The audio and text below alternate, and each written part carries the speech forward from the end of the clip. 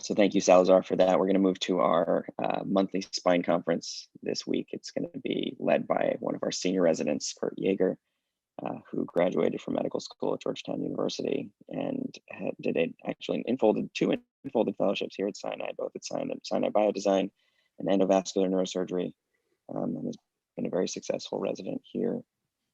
He's now speaking to us about a completely different topic in the realm of spine surgery. So I will give you the screen, Kurt.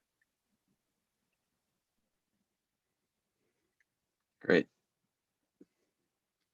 Thank you very much. So thank you guys. My name's Kurt. I'm the chief of the White Service this month, and I will be presenting on a topic in spine that may not be familiar to a lot of people, but we're going to look into the data, look into a couple of different things about it. I'm leaving it purposely ambiguous for a moment so I can test some of the junior residents. So we'll get started with a little case here. This is a real case, a 57-year-old male with no past medical history. He presented with several years of progressive low back pain with shooting pain into the legs. He had a lumbar spine procedure a few years ago. I wasn't really sure exactly which one, but this pain has now returned. So I wanted to ask, I'll start again at the bottom with, let's say, Halima. If you see a patient coming into your clinic with complaints like this and kind of an ambiguous history, what are the next steps in the management? So I would get an exam to see what distribution the pain is in, and also to see if the patient has any weakness. Also get a complete history to see if they have any like bowel bladder issues. Yeah, those are perfect answers to my question. So ask more questions, definitely. This is kind of a very vague complaint. So what kind of questions would you want to ask, Halima? So pain, the distribution of it, does it go to both legs or one leg? And then like what's the distribution of the pain? Do they have any difficulty ambulation? Do they have any weakness? And then what sort of a procedure did they have? If they have any details of that, as well as if they have any bowel bladder issues. Yeah.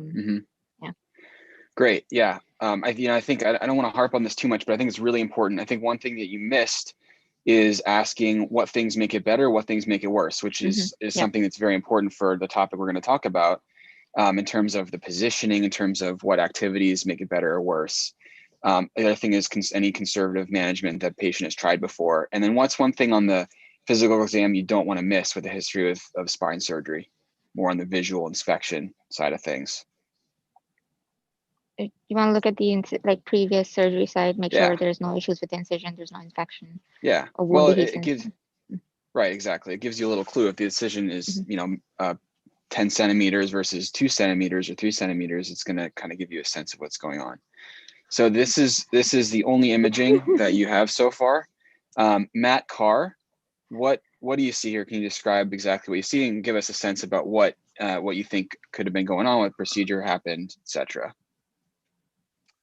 So on these apilateral x-rays, it looks like there are some hardware between the spinous processes, like laminar spacers or something. L,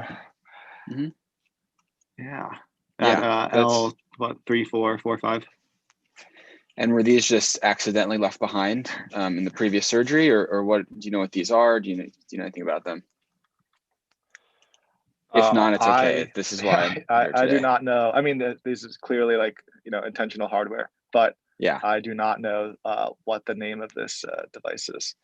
Yeah, good. Well, that's why I'm here. I'm glad I can provide some service. This is the Coflex device, and one of the interlaminar interspinous process spreaders that I'll be talking about today. And so this is the presentation is on interspinous devices. It's something that we as spine surgeons, we don't hear too much about unless we see someone in the office with them. They are routinely done kind of as an adjunct or even a procedure conservative management before a bigger spine surgery. They're done particularly for lumbar stenosis, and we'll go into more of the indications and whatnot. And it's very important for us to understand what they are, because if someone comes in with these films, you kind of need to know why the previous proceduralist or surgeon did this and why. And and what you may need to do as a surgeon to help fix them. First, we'll take a step back and we'll go into a little bit about lumbar stenosis. Again, I know this is very basic, but this kind of takes into part your history taking, your physical exam, and I want to make sure that we cover a lot of this. It seems simple, but you don't want to miss a lot of this basic stuff when you're in the clinic. So lumbar spine stenosis, any type of pathological narrowing of the spinal canal or the foramen.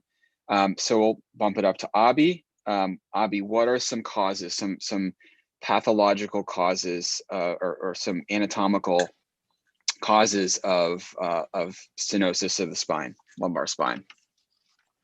All right, so anatomical causes can range from degenerative changes, which would include as you age. You can have a disc herniation. You can have a ligamentum flavum hypertrophy. You can have a facet arthropathy. You can have spondylolisthesis causing instability. If it's severe enough, it can cause stenosis as well. Okay. And you can have lateral recess stenosis. Okay. Anything else? I think there's one or two more that you missed, but that was a great overview. How about of the you can have joint condition. itself? Say it again. Oh, sorry, never mind. I was going to say some other conditions like rheumatoid. Yeah, I'm thinking more like the anatomical problems. I think you hit all of them, except I was thinking synovial cysts is an underappreciated cause of stenosis, especially of the lateral or the foramen. But I think you hit everything else, so good job. So now speaking of this kind of axial MRI, Abi, since you're on a roll here, let's go through a couple of these anatomical questions. Again, this is very simple, but it's something that we should go through because there are some tricks here. So arrows wise, what are we talking about here? All right. That's a vessel. Correct. All right. So we're in the lumbar spine. So this on the left side. So it could be aorta. Right. Depending on how low we are. Yeah, that's the aorta. How about this? That is also a vessel, probably. If it's yeah. Correct. Which one? Could be a compressed vena cava. Yeah, I think it could be be. one of the branches also, of aorta. It looks like it. No, I don't think so. But I think it looks like it's bifurcated here into two small veins. Oh, okay. All right. So that would be the iliac, iliac veins, I guess. Yeah. Good. Common iliacs. Okay. All right, Alex Trooper. Let's move on to you. What's this? This is not challenging. The disc. Yeah. How about this? Depending on what level, most likely the psoas. Yeah. It's the nerve root. Yep. Or foramen. All right. What is this? And be specific about the part of this. The SAP. Yeah, correct. So that's very important. SAP is lateral there. Okay. So there's some ligament and potentially some epidural fat. This is the white stuff. The ligamentum flavum. Try the other one. Epidural fat. Yeah, exactly. That is ligament, right? That's ligament. Got it. How about this little space, this white space there?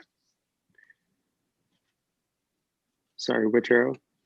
The bottom one here, pointing at this thing. The facet capsule, or yeah, that's the joint. The synovium in the joint. Right. Okay, and this part of the joint. It's the IAP. Yep. This part of the bone. Right. Lamina. Yep. Spinous process. And then the last one here, talking about this tissue here. It's fat. Well, I'm thinking more about the fascia here. You can kind of see that there. But yeah, good job. That was good.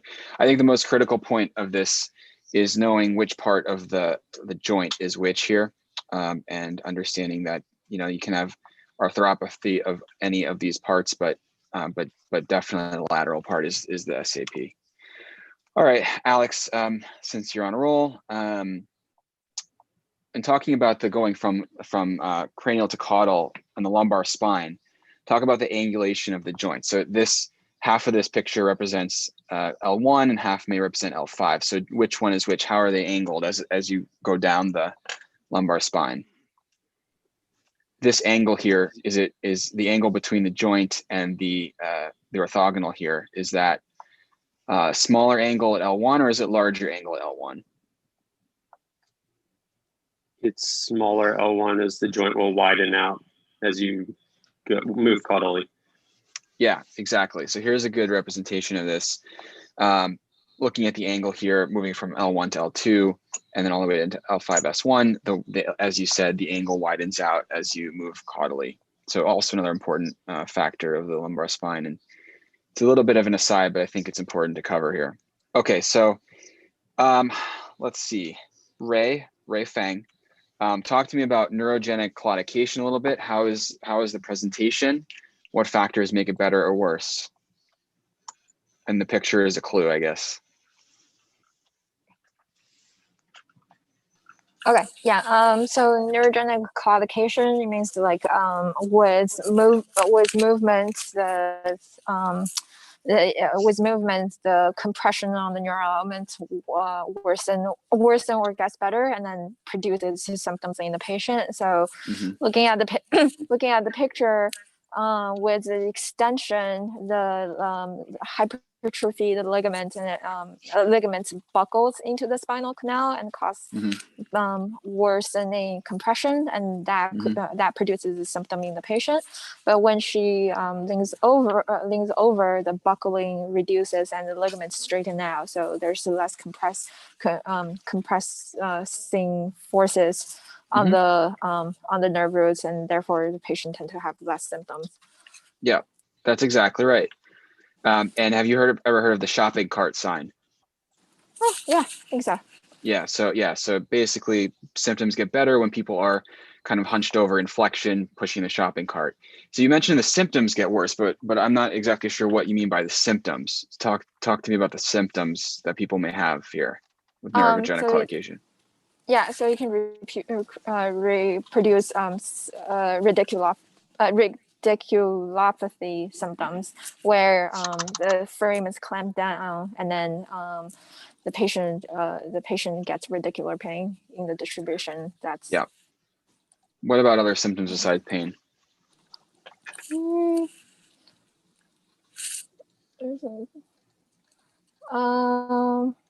Also like numbness, sensory symptoms. Yeah, exactly, and weakness. Yep, that's exactly what I had to say. The only other thing is that, so when people are active, really the question when you see someone in the office with these symptoms is this due to the spine or is it due to something else? And something else that may be confused with lumbar stenosis or neurogenic claudication is vascular claudication. And the timing of onset of these symptoms can be variable depending on the activity, whereas with vascular claudication, the timing is fixed, whether it's like 10 blocks of walking, et cetera. It's kind of, the patient will say it happens after I've been walking for 10 minutes and I get pain in the lower legs. So that's another kind of question you have to ask to tease that out. And Ray, as you mentioned before, exactly right. In extension, you can see the ligamentum flavum will buckle inwards, and you see on this dynamic MRI, it will buckle inwards, can cause central canal stenosis and also foraminal stenosis. Whereas if someone's in flexion, that ligament opens up. And so this is kind of getting to the root of the interspinous devices that are placed to prevent someone from going into extension. That's the theory. So we'll get back to that in a moment. But someone else. So we'll go back down to Matt Carr. Can you tell me some exam findings that may be positive in patients with lumbar spine stenosis or neurogenic claudication? Actually, I'm sorry, I missed Trevor. He's up there. So Trevor, what are some exam findings with people with lumbar spine stenosis? So we've kind of already touched on a few of them, but you can have bilateral lower extremity or unilateral lower extremity radiculopathy. paresthesias, numbness, so sensory loss depending on the nerve root that's being compressed. You could also have weakness, similarly in a particular distribution. And then, as we've already touched on, you can have back pain that's worsened with extension in particular. How about any maneuvers to perform while in the office that may elicit some findings? Sure. I mean, you can do a few maneuvers.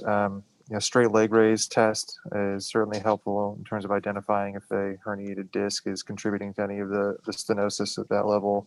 You can do, a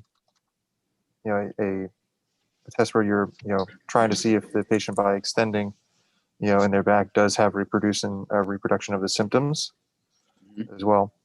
Yeah, I think that's spot on. I would say straight leg test is number one. And why do I put pulse up here?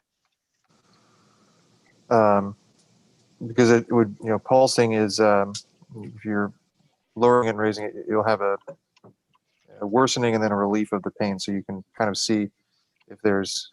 No, I mean pulse, the vascular pulse. Pulse. So you're looking at, so you're just checking to rule out whether or not you have any vascular claudication that could be contributing. Exactly. Yep. All right. So this is a Cochrane review looking at the physical exam for lumbar radiculopathy due to disc herniation and lumbar stenosis for patients with low back pain. So straight leg test, not very sensitive, but not very specific. What's the XSLR, Trevor, do you think? Cross the patient's legs and then try and raise them both together. So the cross straight leg test is extending the contralateral leg to reproduce the pain on the affected side. So that is not very sensitive, but is highly specific for lumbar disc herniation. So these are things you can do and test for in the office to see. A lot of times a family doctor or a practitioner will do that to see if the patient needs an MRI, to see if they need a further workup. Not necessarily relevant for us, but it's still really important to see if someone's pain is due to a specific pathology. If someone has a disc herniation, you want to make sure that that's the affected level before you go and operate on them. So these are very important to keep in mind. Also muscle weakness and reflexes, and not very sensitive, but is high specificity for lumbar radiculopathy. All right, just a word about epidemiology of lumbar spine stenosis. So costs $1.6 billion per year just in hospital costs alone. So that's just for inpatient stays. It does not count for physical therapy, MRIs, all the imaging, all the other workup. There's about a 13% prevalence of lumbar spine stenosis, and we know that 30% of patients with who have MRIs will have some kind of finding on MRI, and it won't necessarily cause symptoms. So that's also important to know. People who come in with an incidental finding may indeed be incidental and may not be necessarily need anything. Okay, so I'll go down back to Matt Carr now. So the treatment for lumbar stenosis, what do you think? What kind of things do you start with? And I know, again, I'm kind of taking my time here, but it's very important. A lot of these things you deal with as an outpatient and we don't really see as residents. So it's the treatment is not just immediately do a TLIF. The treatment you can start with other things. So Matt Carr, let's start with you. What kind of things can you do for treatment here? I think the initial treatment is going to be conservative therapy. So, analgesic medications, Tylenol, ibuprofen. Physical therapy is probably a key, trying to make sure that they're able to get in with physical therapy for a few weeks to see if that improves their symptoms. I'd start with those. I think you could then move to like an epidural steroid injection if they failed those initial treatments, and see if that, sort of targeted steroid injection improves their symptoms at all. Right, exactly. I totally agree with you. I think that's the major thing. I think one question that I would bounce back to you is, when do you get, so you see a patient in the office, do you think, you may already see patient with the MRI in hand, but imagine you're an outpatient provider, someone's coming to you with radiculopathy. When do you get an MRI? When would you decide to get an MRI? Do you get that before all these things? Do you try them with conservative management first? What's your thought process on that? I would think that you would get the MRI after trying the conservative management with, pain medications and physical therapy.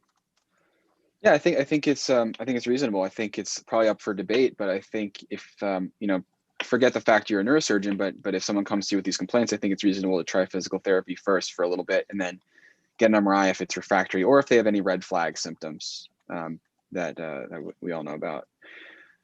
Yeah, so lifestyle modifications, weight loss is one you did not hit, but someone's overweight, they can try weight loss, they can try dietary modification, epidural injection. This is no particular order, but physical therapy, I would try epidural injections, something to consider. There's a lot of evidence suggesting that works. It's often temporary, but sometimes it can provide long-lasting relief. And then the last option would be surgery. Not the last option, but another option that is that's out there is surgery for lumbar stenosis. So Halima, what do you think? Give me some surgical options here for someone with just a lumbar stenosis who has a compressive lesion on a nerve. What are some options in increasing aggressiveness here? So depending on like if there's just like a single level, depending on how many levels the stenosis spans, and then like what the cause is. If there's like just a single level disc herniation, you can do like a minimally invasive thing like a microdiscectomy, or like if it's multiple levels, then you can consider doing just Lamies versus doing, if it's more than like 2 levels, then you can consider doing Lamies infusion. So depending on what your imaging findings are, you can offer surgery. Yep. Okay, great. One thing you didn't advise me on was the use of interspinous devices. So I guess that's why we're here today, to learn more about it. But yeah, these are all, you did a great job. I think one thing to consider is that doing the least invasive is not necessarily the right thing. If you have to look at the patient, you have to look at the imaging. If the patient has instability, then perhaps doing a minimally invasive decompression is not the answer, and perhaps doing a fusion is the right answer. So there's not a lot of great insight data per se on this that suggests fusion versus interspinous devices, and as we'll see in a second. But these are all things to consider, and you really have to take the whole patient and the story into account. All right, so now we'll jump into interspinous devices. Again, not the most sexy topic to think about, but it's something that we will all encounter, so it's important to see and recognize. So really, as I mentioned, and that's it for questions, I think. So you guys can all kind of you can kind of just take a sigh of relief now. But really the rationale for these, as I mentioned, is to prevent patients from going into extension, to keep them in flexion, to generate a little bit of support at that level of stenosis. So there's some distraction of the interspinous space, tightening of the ligamentum flavum, so preventing it from buckling into the canal by keeping them in flexion or more flexed posture. Most of these devices allow for axial rotation and lateral bending, so it doesn't really affect the mobility, but the primary concept is that it limits extension and limits the buckling of the ligamentum flavum. There's been several biomechanical studies on this to look at how these devices affect the biomechanics. The key point here is that it reduces the facet loading at the implanted level, but it does not change the facet loading at additional level. So it really keeps that level in support and doesn't change the facet level. There's also no increase in the intradiscal pressure at that level. So it doesn't affect the biomechanics of the anterior column. It just prevents the extension of the spine there. Okay, so currently there's two major devices that are in use, the Coflex and the Superion, and we'll go through kind of the evidence for each one. They're a little bit different. And I think that the takeaway here is to identify which one is which on X-ray, so you can kind of see why they're done and how they're implanted, etc. So the Coflex device is a dynamic stabilizer. So it has this bend in it that allows for a little bit of spring. It allows for patient to flex, but it compresses on extension so that it prevents the buckling of the ligamentum flavum. FDA approved for 1 or 2 levels in patients who have failed conservative management for 6 months, and patients who have documented pain relief on flexion. So their symptoms are predominantly due to lumbar stenosis and compression of the either central canal or the foramina. Back pain is not a absolute contraindication, but only back pain is a contraindication. So go here. So patients with back pain alone, not a candidate. Any previous fusion at the affected level, previous compression fracture, severe hypertrophy of the facets is a contraindication because that's not really answering the problem. Any scoliosis, any grade 2 or more spondylolisthesis, and obese people and people with osteoporosis are contraindicated for this. So in terms of the placement of the device, this is an adjunct to a laminectomy. So the patients who have this procedure will undergo a laminectomy or laminotomy, and this then is placed in an open fashion to augment that decompression. So that's the main difference between the other device, which is a percutaneous procedure, which does not need any other type of decompression. So this Coflex, all the evidence is with laminectomy. So this is the investigational device trial that was performed for FDA clearance. And the authors looked at doing a laminectomy plus the Coflex device and compared those to a group of patients who had laminectomy with a fusion. The outcomes were a composite score looking at the presence of reoperations, no epidural spinal injections, improvement in the ODI more than 15 points, no worsening of the sensory motor deficits, and no device adverse events. So we're looking at the two groups in terms of who had success as measured, as defined by the authors to mean these things. And the authors found that they were non-inferior to, the Coflex device was non-inferior to Lami plus fusion. So you can see 66% of patients met these endpoints, no reoperations, no epidural steroids, improvement in ODI, et cetera, compared to 58% of the Lami plus fusion patients. So pretty much pretty standard comparative against the two modalities. Coflex device had shorter OR time, overall lower length of stay, and less EBLs in the procedure.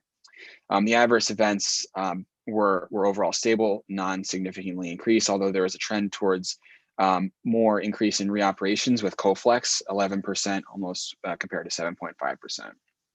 So these are all important things to consider. The most important thing to think about in terms of complications in these groups, the Coflex patients had 14% rate of spinous process fractures, which majority healed at 2 years, and a quote unquote vast majority were asymptomatic.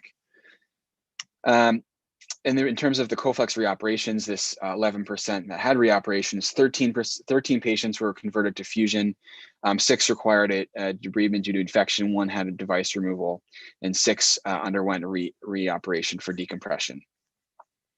So that's kind of the outline of the results here. One thing I did want to point out is pretty common to all these studies is that most of these studies were sponsored by the industry, and which is not completely uncommon, especially for FDA trials. But it's just important to recognize and understand how they define the outcomes, etc. So this study was after 2 years. So they did a follow-up study after 3 years, looking at the same outcomes, and they actually found that looking at the same predefined composite score, that the laminectomy plus Coflex group actually had a significantly increased rate of that outcome compared to laminectomy plus fusion alone. So 62% of patients had met the criteria for success versus the fusion patients who only 50% did. They had the same rate of adverse events, same rate of reoperations, etc. Again, these authors were compensated by industry, but again, this is not uncommon. It's just important to recognize and consider. So now looking at a more recent study in 2021, looking at 83 patients who had lumbar stenosis with grade 1 spondy. They looked at laminectomy plus Coflex versus laminectomy alone, and so not looking at fusion patients. And they found that the Coflex patients were older overall and had a higher ASA. This is a retrospective study. So the previous two were prospective and controlled or randomized between the two groups. This is a retrospective study. They looked at, they saw that the Coflex patients had actually a higher EBL, greater OR time, and a longer length of stay. So again, all these patients had a laminectomy plus a Coflex placement versus just a laminectomy alone. Had a greater OR time, which makes a little bit of sense. They had a higher rate of perioperative complications that was significant compared to just laminectomy, and this included device removals, infections, etc., device failure, and a greater number of device-related complications, obviously, since the laminectomy group did not have device insertion, but they had an 11% failure rate. Similar reoperation rates in terms of patients requiring surgery down the road for worsening symptoms, and a similar postoperative change in lumbar lordosis. So this group was a little bit more against the Coflex device in terms of not really changing the outcomes compared to laminectomy. In that one of the benefits of Coflex is that one of the purported benefits is that it may enhance changes in lumbar lordosis, or may prevent lumbar lordosis after laminectomy, but they found that there was no changes. So overall, more negative study. Again, this is more of a retrospective cohort, more recently published, looking at a longer length of patients. But it's important to keep in mind that that it's not all glowing. And again, it's different cohorts. This is just comparing to laminectomy versus lami plus fusion. Again, but just things to keep in mind. So now moving on to the Superion device. This is a little bit different in that it can be percutaneously placed through a small incision. The device is delivered percutaneously. There's dilation of the ligament, and then the device is expanded in place across the two spinous processes, again, to prevent extension, prevent the patient from entering too much into extension. The indications are overall the same: moderate lumbar spine stenosis, plus or minus grade 1 spondy, and patients must have failed non-operative management for 6 months and have demonstrated relief with flexion maneuvers. This is what it looks like on AP and lateral X-ray. A little bit different. It kind of forms this H shape, and on lateral, it has definitely a distinct shape compared to the Coflex device. So their main trial was published in 2015, so a little bit later. They looked at, again, a predefined composite endpoint, and they actually compared their device to a previous and older device that is actually not being manufactured anymore by Medtronic. So they did not compare to laminectomy or fusion, but they actually compared to the predicate device. Their composite endpoint was defined as improvement in 2 or 3 of the domains of the Zurich claudication questionnaire, no reoperations at the index level, no complications related to the device or the procedure, and no other adjunct treatments perioperatively. So they actually found that that 52% of the Superion patients met the predefined endpoints versus the 38% who had the more vintage device, and this treatment effect lasted through 36 months. So this group did not compare to to any other treatment such as laminectomy or fusion, but this was for their FDA trial, so just to demonstrate non-inferiority to the predicate device. Their surgical conversion rate was 14% at 36 months. So 14% of the patients required open surgery within 36 months of the trial. So this study was published after the investigational device trial, looked at those trial results compared to historical laminectomy trials. And the data was presented as descriptive statistics only. So they were not actually comparing statistically the 2 different groups. But they looked at 19 historical trials of laminectomy alone for spinal stenosis, and they found that overall the Superion and lectomy had about the same results, and they purported that the interspinous device actually had better results, but there weren't really statistical comparisons between the two. So in my takeaway is that they're about the same, and you're not able to really take away the statistics of that. Again, sponsored by by industry. So now looking at a meta-analysis published a little more recently this year, actually, looking at 10 randomized controlled trials of interspinous devices compared to fusion versus decompression. Overall, there was no significant differences in outcomes between any of the groups on meta-analysis. The reoperation rate had an odds ratio of 2.9. More reoperations required for interspinous process devices, more than fusion. So all this takeaway, I think what the authors and of most of these papers, and including the meta-analysis, have suggested that these interspinous devices is kind of in a gradient in terms of how to treat lumbar stenosis. So looking at, as Matt Carr did a great job talking about non-operative care, and then talking about so then patients who may not respond to that may move on to a little bit more moderate stenosis. We could think about indirect decompression using one of these devices, and the Superion is a percutaneous device, so the complication rate may be a little bit less, but knowing that the reoperation rate may be a little bit more if the patient's not ready to move on to the more aggressive or more invasive surgery such as laminectomy or fusion. Coflex is a little bit higher in that spectrum, given that it does require laminectomy. But again, all the authors of all these papers suggest that it's kind of a definitely a topic of conversation where this may fall in the management spectrum. This is just a quick paper looking at, this is an older paper, but it looks at the interspinous devices utilization rates based on the national inpatient sample between 2008 and 2014. This is actually before the FDA trials were published, but they noticed that the discharges from the interspinous devices actually decreased in that time span by 73%. So my takeaway on this is that there's two. Number one is that this is before the Superion device trial was actually released. And number two is that these a lot of these can be done on an ambulatory basis. So they may not be captured by this data. So if this study were to be published more recently, you may see an uptick in these cases. Yeah, so that's pretty much all I have in terms of the data. And I think it's pretty good overview. But I did want to talk about things that can happen when these devices are placed and things, and this is why it's relevant to us. And this is actually a case we saw recently, an 82-year-old female with bilateral extremity radiculopathy. She underwent a spine procedure at an outside hospital, and then post-operatively, she immediately had worsening of her symptoms, and she had worsening bladder incontinence. These are the scans that we had from on arrival, and obviously she had what looked like a percutaneous placement of the Superion device. And here's the MRI that we obtained, and an X-ray that looked like maybe these devices were not optimally placed.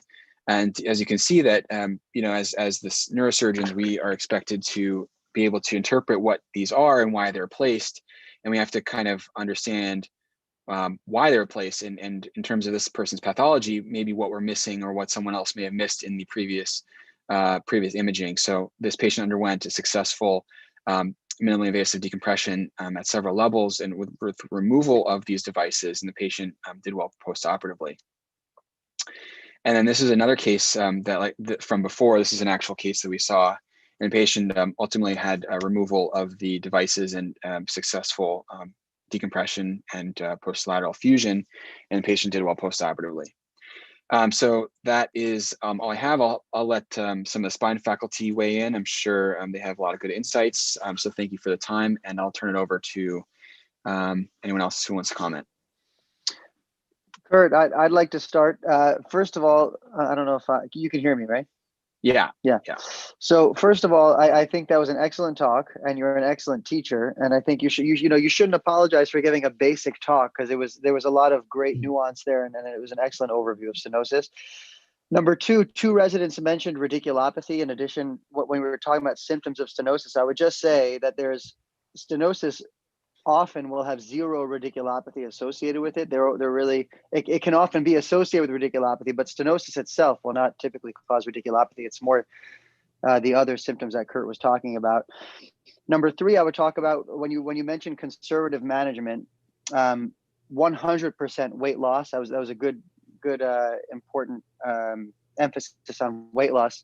Also PT, also injections. I will say, if you have a 70-year-old patient with stenosis and a 70-year-old patient with a big herniated disc, I would personally, and I'm curious what the other faculty would say, but I'd personally be more confident about that patient with the herniated disc being able to avoid surgery. When you see severe stenosis, it's something that I think responds less well to conservative. Of course, you do it, and a lot of patients will get better, but I think severe stenosis is something it's not necessarily reversible, like a herniated disc, which your body can take care of over time. And the last comment about the Coflex is about and being industry sponsored. I think you're right to highlight that a lot of those studies were industry sponsored. If you look at cervical disc replacements, a lot of the early evidence was industry sponsored, and that's why I think it was taken with a grain of salt. But then the non-industry sponsored studies came out to follow and showed that they were effective. So that's why I ultimately, until you have the non-industry sponsored papers supporting it, I take everything with a grain of salt, personally. Those are my 4 comments. Great job, Kurt.